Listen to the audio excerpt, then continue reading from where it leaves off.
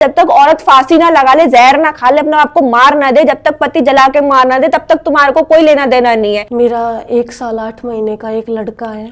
मैं जब उसको लेके आना चाहती थी तो उन्होंने मेरे को बोला कि हमने इस पे 1.5 लाख रुपए लगा रखे हैं, अगर तेरे को बच्चा चाहिए तो 1.5 लाख रुपए दे और अपने बच्चे को लेके जा। अब किसी के पास पैसे नहीं है तो वो माँ अपने बच्चे के बिना रहेगी। 2-2 हज़ार में, 3-3 हज़ार में बहुत सारी नेपालन मिलती है, हम किसी को भी ले आएंगे। अभी जब मैं आने वाली थी तो उस दिन लड़ाई हुई, वो मेरे साथ मारपीट कर रहे थे, तो मैंने 112 नंबर पे फ़ोन किया।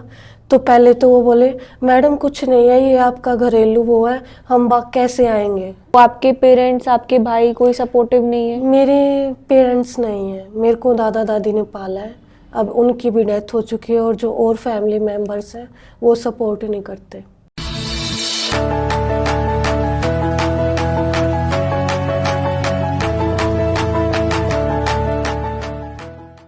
सो hello everyone, welcome back to our channel मायका वही माँ का घर। तो वीडियो को शुरू करने से पहले आप लोगों से हाथ जोड़ के गुजारिश है कि प्लीज़ प्लीज़ बच्चा गोद और शादी के लिए बात ना करें। ये नंबर्स आप लोगों के लिए नहीं दे रखे हैं। ये नंबर सिर्फ ज़रूरतमंद महिलाओं के लिए जो घरेलू हिंसा से पीड़ित है और आश्रम में आके रहना चाहते हैं। ये नंबर्स ना ही आदमियों के लिए है कि वो यहाँ पे कॉल करे और बदतमीजियाँ करे, ना ही ये टाइम पास वाली महिलाओं के लिए है जिनको यहाँ पे आके रहना नहीं है मगर टाइम पास करना है। तो प्लीज़ ऐसे कॉल्स ना करें, क्योंकि आपकी वजह से हमारी जो ज़रूरतमंद महिलाओं की कॉल्स है वो मिस हो जाती है, फिर कहीं ना कहीं चीज़ें खराब हो जाती है। तो प्लीज़ ऐसी कॉल्स ना करें, वरना हमें कॉलिंग नंबर भी हटाने पड़ेंगे और हमें कोई और नया तरीका निकालना पड़ेगा, जिस वजह से फिर जो महिलाएं हैं उनको परेशानी होगी। प्लीज़ आप लोग ऐसी कॉल्स ना करें जो करना चाह रहे हो या करते हो। ये नंबर्स आप लोगों के लिए नहीं है, प्लीज़ कृपया आप लोग दूर रहे हमसे। अदरवाइज जो अब शादी के लिए या बच्चा गोद के लिए या जो बदतमीजियों के लिए कॉल करेंगे ना, मैं सीधा साइबर क्राइम में आप लोगों के नंबर्स दूंगी और कुछ नहीं करूंगी मैं। फिर अपने आप सफाई देते रहना पुलिस थाने में आके। तो आज हमारे साथ एक महिला है जो अपनी आइडेंटिटी रिवील कर रही है, अपना नाम भी आपको बताएंगी, कहाँ की रहने वाली है वो सब आपको बताएंगी, वो बिल्कुल भी गुप्त नहीं रख रही है। और अपनी 3 महीने की प्रेगनेंसी के साथ वो इधर आके रह रही हैं, अभी 3 महीने की प्रेग्नेंट है। और आइए जानते हैं कि इनके साथ ऐसा क्या हुआ है कि इन्हें मायका महिला आश्रम की पनाह लेनी पड़ी। तो नमस्ते मैम। नमस्ते। तो आपका नाम क्या है और आप कहाँ की रहने वाली है? मेरा नाम अनु है, मैं रोहतक गरनावटी गाँव की रहने वाली हूँ। गरनावटी गाँव में मेरी शादी हुई है। तो अनु जी, आपके साथ एकदम से ऐसा क्या हुआ कि आपको प्रेगनेंसी की हालत में घर छोड़ना पड़ा? जो मेरी सास है वो मुझको बहुत परेशान करती है, मेरे साथ मारपीट करती है, खाने को नहीं देती है, 4-4 दिन 5-5 दिन मैं भूखी रहती हूँ प्रेगनेंसी की हालत में भी। वो ये बोलती है कि हमको ना तेरा बच्चा चाहिए ना तू चाहिए, हमें कुछ नहीं चाहिए, तेरे को कुछ भी खाना है, तेरे को कपड़े पहनने हैं, कुछ भी करना है तो तू अपने घर से लेके आ, हम अपनी तरफ से तेरे को कुछ भी नहीं देंगे। शादी क्यों करवाई थी फिर बेटे से? हमारी जैसे लव मैरिज थी, तो उनका बेटा जो है, जो मेरे हस्बैंड है, वो मेरा बिल्कुल साथ नहीं देते इस चीज़ में। मेरा 1 साल 8 महीने का एक लड़का है। मैं जब उसको लेके आना चाहती थी तो उन्होंने मेरे को बोला कि हमने इस पे 1.5 लाख रुपए लगा रखे हैं, अगर तेरे को बच्चा चाहिए तो 1.5 लाख रुपए दे और अपने बच्चे को लेके जा। अब किसी के पास पैसे नहीं है तो वो माँ अपने बच्चे के बिना रहेगी। अभी भी मेरी 3 महीने की प्रेगनेंसी है। मेरी सास चाहती थी कि मैं ये बच्चा गिरा दूँ, क्योंकि वो मेरा और मेरे बच्चों का खर्चा नहीं उठाना चाहते थे। मेरे साथ मारपीट की, मेरे को मारपीट के धक्के मार के घर से बाहर निकाल दिया। तो आपकी लव मैरिज को कितना टाइम हो गया? 3 साल हो गए। तो जब शादी से पहले कितने टाइम का रिलेशन था आपका आपके हस्बैंड के साथ? 3-4 साल का। 3-4 साल बाद आपने शादी करी, तो फिर शादी के बाद एकदम से हस्बैंड क्यों बदल गया, या हस्बैंड ऐसे ही थे पहले से ही आपको लेके? वो पहले ठीक थे, मतलब कि जब तक बच्चा नहीं हुआ था, पहला बच्चा जब तक नहीं हुआ? जब पहला बच्चा जब तक नहीं हुआ था, वो पल नहीं गया जब तक ये नहीं हो गया कि वो ऊपर का सब कुछ खाने लगा है। अब उसको मेरी ज़रूरत नहीं है। जब तक वो मेरा दूध पीता था तो मेरे हस्बैंड मेरे साथ खड़े रहते थे, क्योंकि तब तक उन्हें ये लगता था अगर मैं कहीं चली गई तो उनका बच्चा मेरे बिना रह नहीं पाएगा। अब जब ये हो गया है कि वो ऊपर का खाने लगा है, उसने मेरा दूध पीना छोड़ दिया है। तो उन्होंने मेरे को लात मार के घर से बाहर निकाल दिया। वो बोले अब हमें तेरी ज़रूरत नहीं है। तो और फिर रही बात घर का काम करने की, तो 2-2 हज़ार में, 3-3 हज़ार में बहुत सारी नेपालन मिलती है, हम किसी को भी ले आएंगे।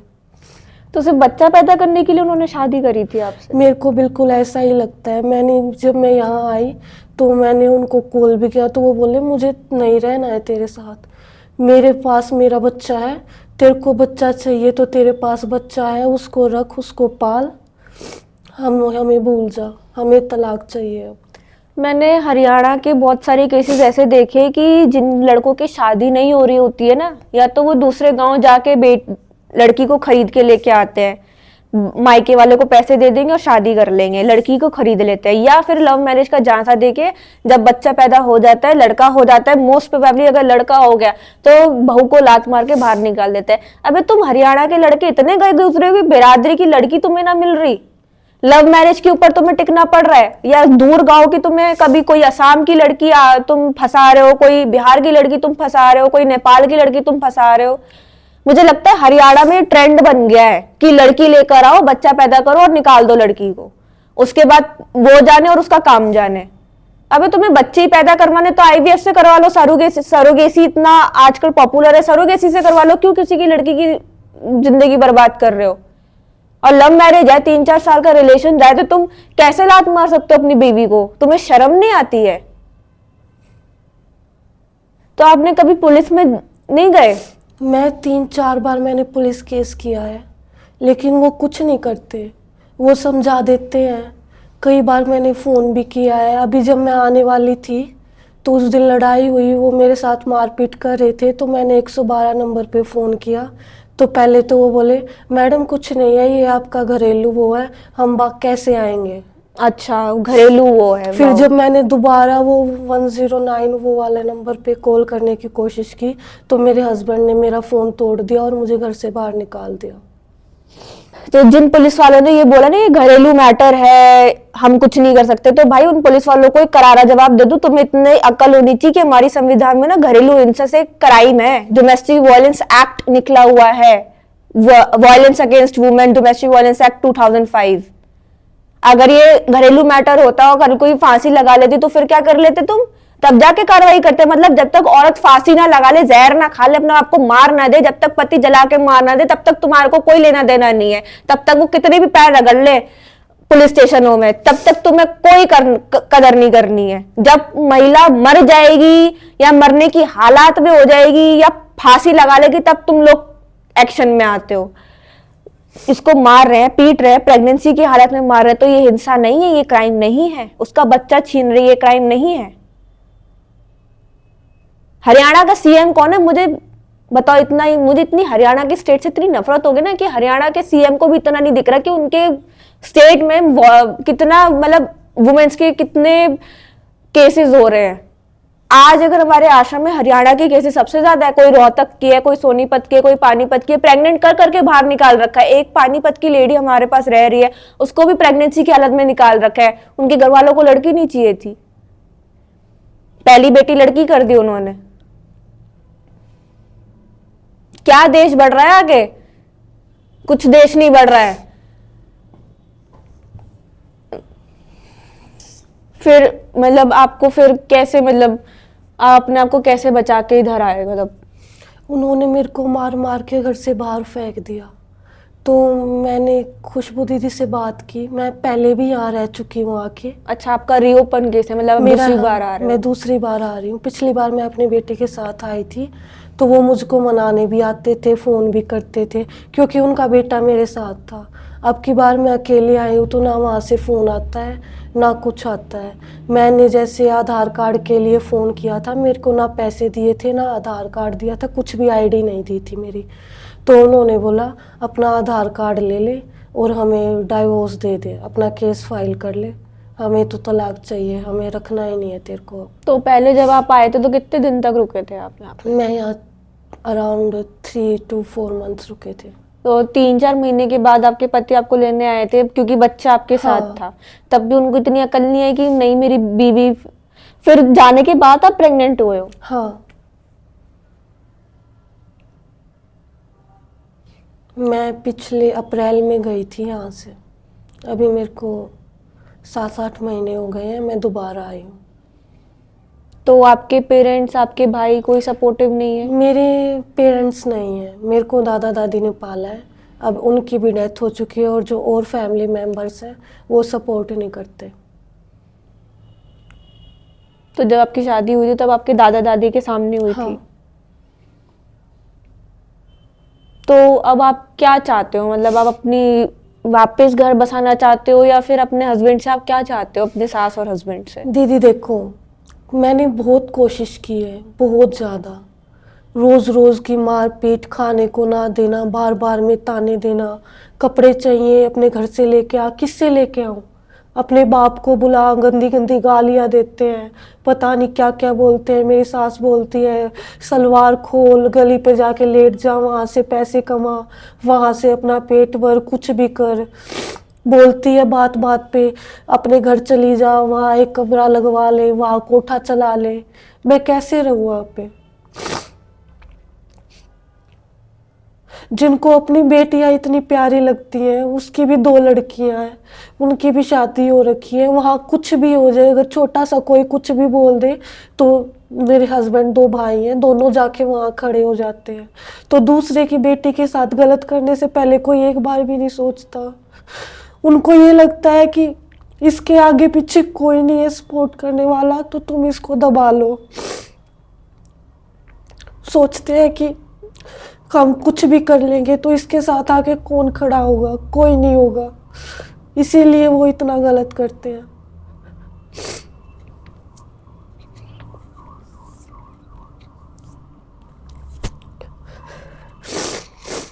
तो कभी आपके दिमाग में सुसाइड करने की आई थॉट? मैंने 3-4 बार कोशिश कर रखी है। मेरे गले पे भी हल्का हल्का अभी भी निशान होगा, ये मेरे हाथों पे भी निशान है। पर वो बोलते हैं ना, जिसको दुख सहना होता है भगवान उसको मरने भी नहीं देता।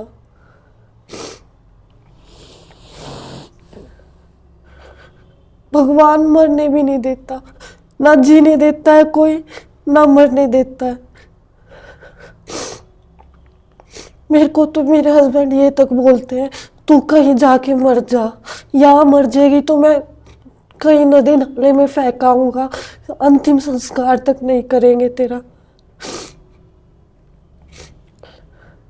अगर मैं प्रेग्नेंट नहीं होती तो मैं सच बता रही हूँ, मैं कहीं जाके सच में मर जाती। मेरे साथ मेरा बच्चा है तो मेरे को हिम्मत है कि एक बच्चा नहीं तो मैं दूसरे बच्चे को पालूंगी,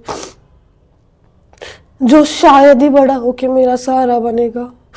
जैसे मेरे हस्बैंड ने मेरे साथ किया, मेरी फैमिली ने मेरे साथ किया, शायद वो मेरे साथ ना करे, वो मेरे साथ खड़ा हो।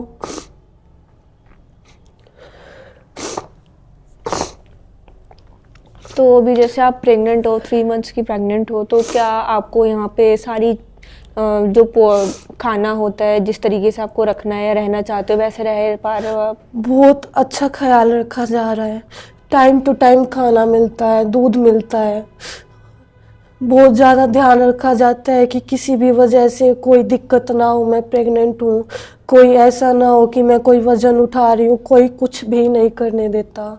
खुशबू दीदी, अविनाश भैया बहुत ध्यान रखते हैं सबका यहाँ पे।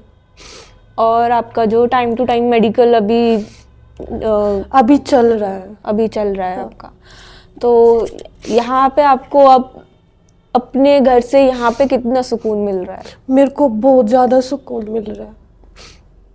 मैं चाहती हूँ कि मेरे को बेटी पैदा हो ताकि मैं उसको भी यहीं रख के पाल सकूं, उसको भी पता लगे कि अच्छे लोग कैसे होते हैं। क्योंकि उसकी फैमिली में उसके पापा, उसकी दादी, कोई अच्छा नहीं है। तो कभी आपको ये ख्याल नहीं आता कि जिससे मैंने प्यार किया था वो अलग आदमी है और जो आज मेरे साथ है वो अलग आदमी है? दीदी मैं कोसती हूँ उस दिन को, पता नहीं कौन से उल्टे दिन लगे हुए थे कि मेरे को प्यार हो गया, मैंने शादी कर ली। नहीं करना चाहिए। अब तो विश्वास ही उठ गया हर चीज पे से। तो अनु जी, आप अपनी जैसी महिलाओं को, जो आप जैसी महिलाएं हैं, लव करती हैं या फिर एकदम से शादी कर लेती हैं, कईयों को एक एक महीना होता है रिलेशनशिप में और अगले टाइम शादी कर लेती हैं, तो उनके लिए आप क्या मैसेज देना चाहते हो? बिल्कुल नहीं करना चाहिए। मेरी गलती ये है कि मैंने आंख बंद करके किसी पे भरोसा किया। नहीं, अपनी फैमिली की सुनो। अगर फैमिली सपोर्ट कर रही है तो आप करें, वरना कोई ज़रूरत नहीं है। और अगर फैमिली सपोर्ट कर भी रही है, जैसे आजकल अरेंज मैरिज भी नहीं फल पा रही है और उसमें भी फैमिली नहीं सपोर्ट कर रही है, तो इसमें आपको ये नहीं लगता कि महिला को पहले आत्मनिर्भर होना चाहिए, उसको एक इनकम अपनी सेट करनी चाहिए? दीदी, मैं आत्मनिर्भर थी। मैंने एमकॉम कर रखा है, मैंने स्कूल में टीचिंग कर रखी तो है। फिर आपने जॉब क्यों छोड़ी? शादी के बाद उन्होंने छुड़वा दी। बोले मैं कमाता हूँ, उनकी ज्वेलरी की शॉप है जैसे। बोले तेरे को क्या ज़रूरत है। शादी होते ही बच्चा पेट पड़ गया 1-2 महीने बाद। फिर मैंने भी सोचा क्यों परेशान हो रही हूँ, घर रहूँ, ये रहूँ, हो जाएगा सब कुछ मैनेज। तो मैं यही कहना चाहूँगी कि जॉब ना छोड़ें। अगर आप जॉब कर रहे हो तो आपकी किसी कदर है। दूसरे की, जब तक जॉब आदमी करता है तो उसकी कदर है। पैसे हैं जिसके पास, सिर्फ उसी की कदर है। अगर आपने सब कुछ छोड़ दिया, आपके पास कुछ भी नहीं है, तो आप जीरो, आपकी कोई अहमियत नहीं है। आपका इस धरती पे होना ना होना बराबर है। तो भाई, उन महिलाओं को मैं सबसे पहले ये आगाह कर दूं कि अगर आपके रिलेशन को 1 महीना हुआ है, 1 साल हुआ है, 2 साल हुआ है और आप आत्मनिर्भर नहीं हो और आप शादी की सोच रहे हो, तो भाई मत जाओ शादी की ओर, क्योंकि आजकल का समाज और आजकल के लड़के वैसे नहीं रहे कि आपको सपोर्ट करेंगे। ये जो आप इन्फ्लुएंसर्स की वीडियोस देख दाख के कि उन्होंने लव मैरिज करी है, उनका आप जिन जिन इन्फ्लुएंसर्स ने शादी करी है ना, आप उनका पास्ट जाके देखो पहले और उनसे सीख लो। उनको देखा था कि अपनी लाइफ को मत स्पॉइल करो। और जो लड़कियां इतनी जल्दी शादियां कर लेती है ना, मत करो भाई शादी, पहले अपने आप को आत्मनिर्भर बनाओ। और जब शादी कर भी लेते हो ना, तो अपनी जॉब मत छोड़ो, चाहे वो कितना भी बोले। भाई तुमने अपनी मेहनत से जॉब पा ली है और अब तुम आत्मनिर्भर हो। तब तक तुम आत्मनिर्भर हो ना, तब तक तुम्हारी जेब में पैसा है, तब तक तुम्हारी पति की आंखों में तुम्हारे लिए वैल्यू है। ये दुनिया सिर्फ पैसों की है, यहाँ पे भावनाएं, इमोशंस कुछ भी नहीं है। ये पहला जैसा जमाना नहीं है कि भावनाओं में बहकर सबने सब काम कर लिया। नहीं, यहाँ पे भावनाओं की कोई कदर नहीं है। ये सिर्फ अब डिक्शनरी में वर्ड्स की तरह रह गए हैं। यहाँ पे सिर्फ कदर इस समाज में सिर्फ पैसों की है। जिसके पास पैसा उसकी वाहवाही है, अदरवाइज कोई, देखा है आपने सड़क के राह चलते गरीब को कोई पूछता है? कोई नहीं पूछता। वहीं अगर कोई मर्सिडीज से नीचे उतर रहा हो ना, 100 लोग पीछे मुड़ के देखेंगे कौन आदमी जो मर्सिडीज से उतर रहा है।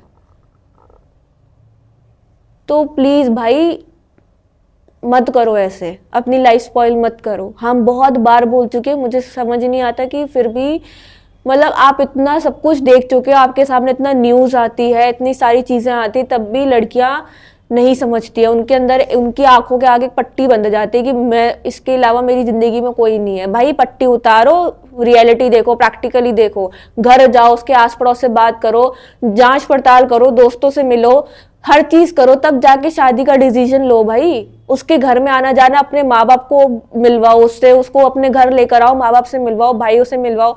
अगर आपके माँ बाप कहते कि ठीक है ये लड़का तेरे लिए, और आपको जब लगता है कि आपको जॉब के लिए वगैरह के लिए, किसी की चीज के लिए मना नहीं कर रहा, तब आप शादी करो। अगर कोई शादी करने से पहले अपनी शॉर्ट शर्तें रख दे, तो फिर वो आपका शादी करने के बाद क्या हाल करेगा? आज ये महिला है, चलो मायका महिला आश्रम में आके रह रही है। उन औरतों का क्या जिनको मायका महिला आश्रम के बारे में नहीं पता, जिनके हाथ में कभी फोन ही नहीं आया, जिन्होंने कभी नेट ही नहीं देखा। ये तो चलो, ये वो महिला है जिनके हाथ में फोन है, जो थोड़ी इंटरनेट से कनेक्टेड है। जिन महिला को पता ही नहीं है और जिन महिला को पता नहीं, उनका सोचो क्या हालत होती होगी।